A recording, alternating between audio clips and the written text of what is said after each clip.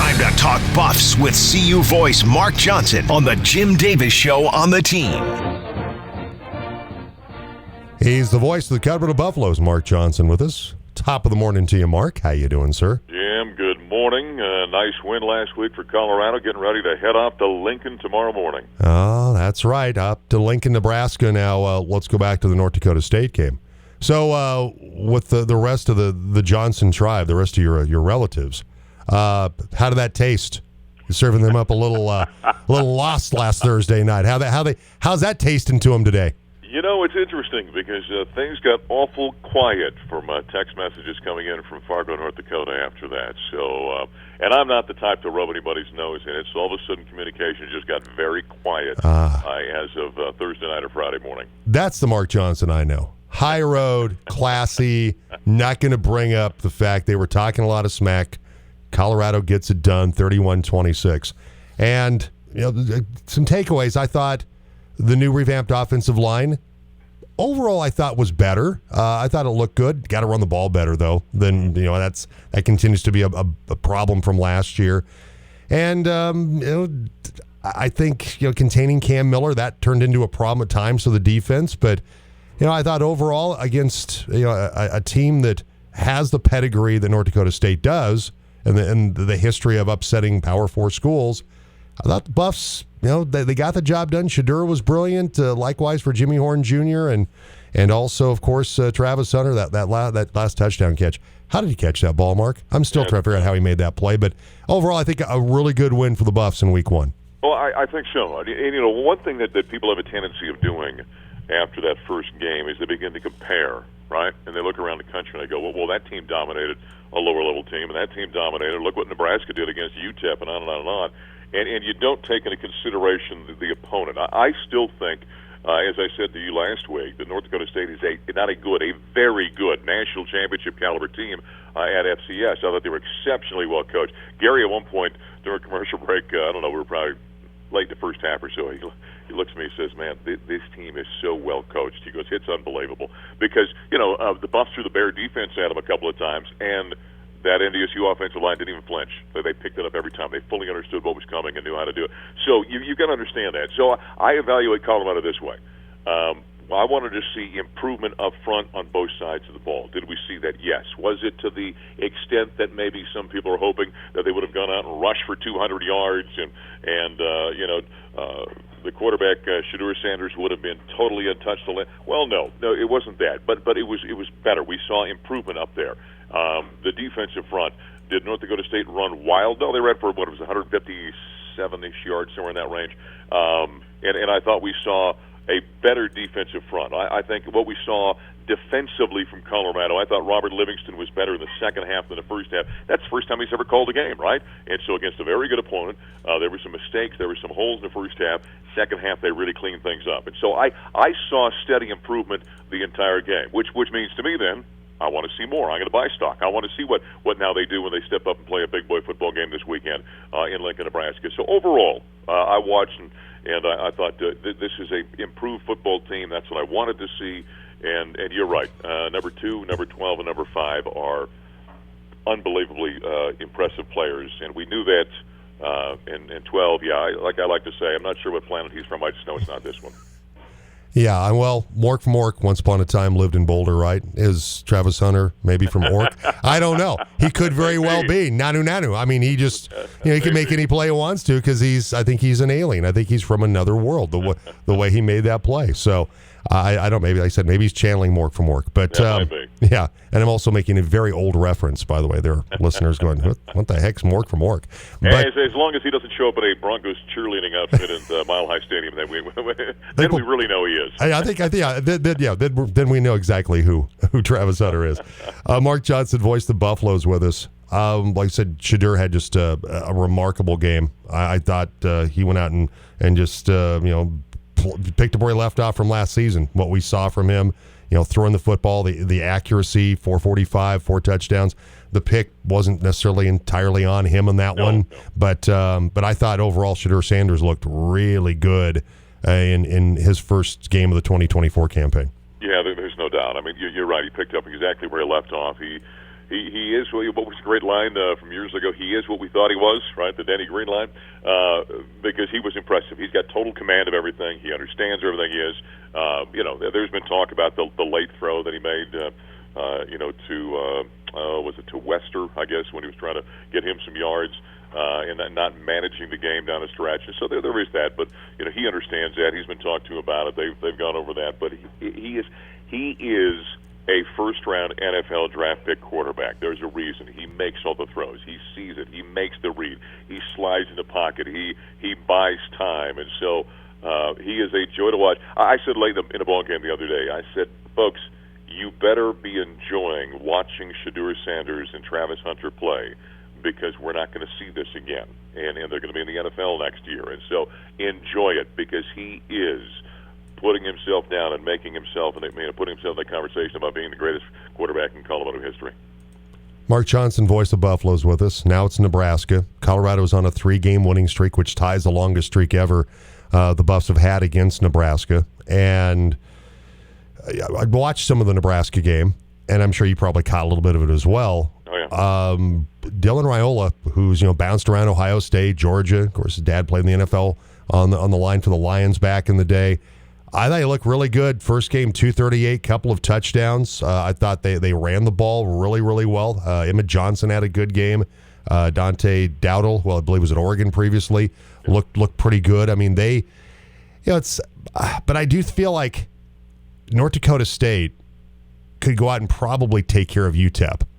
Yes. I mean, I feel like the level of competition, people are forgetting that. We're getting caught up in FBS, FCS. I mean, watching what North Dakota State brought to the table with Cam Miller in that group, as opposed to what I watched, with UTEP, it's a different. They may play in the same, in FBS, Nebraska and UTEP, but certainly I thought North Dakota State. I mean, they played UTEP. I think they would win by probably 10, maybe 20 points in that matchup. I think certainly UTEP a much easier opening opponent for Nebraska than what Colorado had. Yeah, well, without question. But still, you try to evaluate, right? So Sure. What did I see? I think when I watched that Nebraska game, I saw what looked to be a balanced football team. I think they look the way you're supposed to look on both sides of the ball. UTEP's not great. What are they, 1-60 or 2-60 or something in the last 60-some games against FBS? They've been a horrible program, and the new coaching staff's trying to alleviate that. So you take that into consideration. But Dylan Raiola looks the way they're supposed to look. He made that little arm slot change pass over the middle sidearm. It was somebody said it was Mahomesy, which I thought was a great line. It was a Mahomesy kind of throw on that crossing pattern, and that was awful impressive. He throws a very nice deep ball, and so as a freshman, you can see why there's so much hype around him and why people expect him to be a great college quarterback, and so that's going to be fun to watch. As he steps up in competition now, can he handle it? Can he match Shedeur Sanders on the field on Saturday? They look good up front on both sides of the ball, on the offensive line and defensive line. The defense was pretty impressive. So, to me, that's why I'm excited about seeing. I was doing a show in Lincoln last night, and I said, this is the reason why I want to see this game now, because we saw improvement against a quality opponent for Colorado. We looked at Nebraska last week. They look year two under Matt Rule much improved. We're not certain in some respects because of the opposition that they had a week ago, but they both did enough to say to me, okay, I really want to see this matchup now. And this is really going to be, I think, a good measuring stick on both sides, both for Boulder and Lincoln, after this ball game with the fan bases.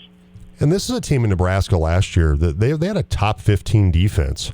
I mean, they had the Iowa problem. Only Iowa's defense was far more adept at scooping scores and pick sixes to help out their incredibly anemic, pathetic offense. That their defense is legit, and I think we go back to last year, the game at Folsom Field. If Jeff Sims doesn't cough it up 2 or 3 times, I still think Colorado wins that game, Mark. But that's probably a much closer game if they had some competent quarterback play, and they now have that. It feels like with the freshman Dylan Raiola.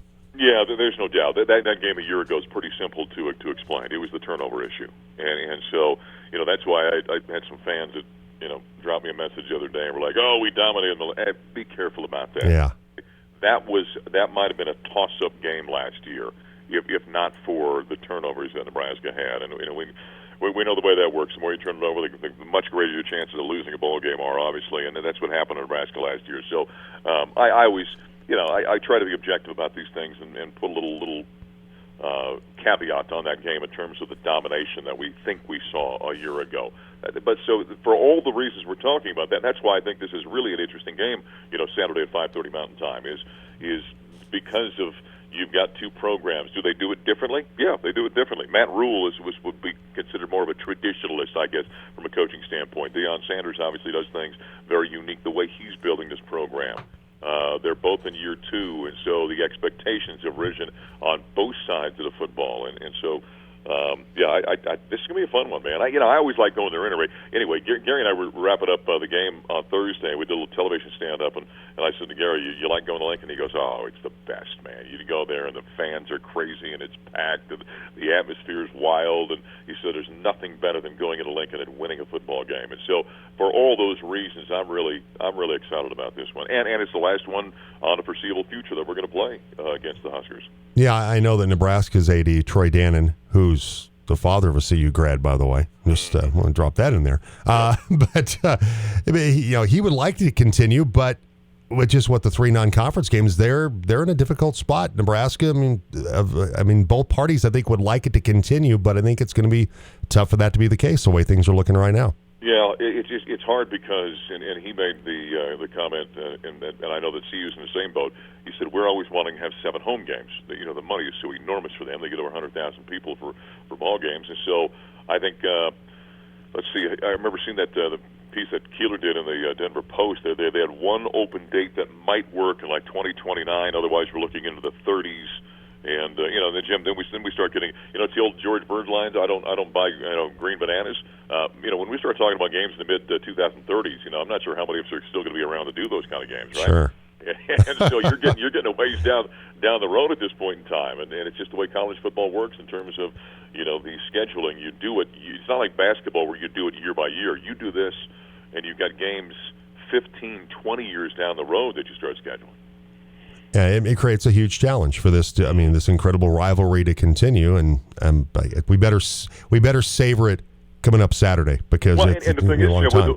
With the volatility of college football, we don't know what conference is going to look like. And so that's going to play into this as well. And so the whole thing is just such a question mark right now. I don't know how much stock you put in anything, and it's hard to make those long-term plans at this point. Hey, you never know. Who knows? Maybe Nebraska goes back to the Big 12. You never know. There was a period where they were having some buyer's remorse. Yep. And they were like, we're not sure the Big Ten's the place for us to be, and right. And you never know that may entirely happen down the road. That's not out of the realm of reality of them coming back to the Big 12 at some point in time. So I want to ask you very quickly with Bo Nix making his first start, because you've had the chance to watch him play.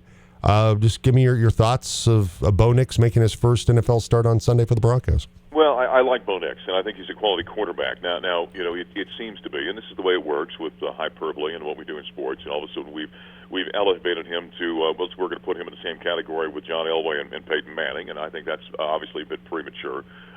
He's a good quarterback. I like him. Now, is he going to translate to the NFL? I don't know. The throws become much different in the NFL. There was a system they ran at Oregon that I think was interesting.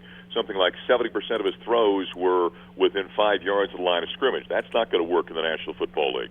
When I watched a couple of preseason games that we saw, it appeared to me there was a good bit of game planning going on by Sean Payton in those first couple of games as Bo Nix was going against the second teams that he was facing in those games. And so there is a reason that I think the Broncos and Sean Payton specifically really want him to succeed, and it appeared to me watching those games that they really set him up to succeed in those games.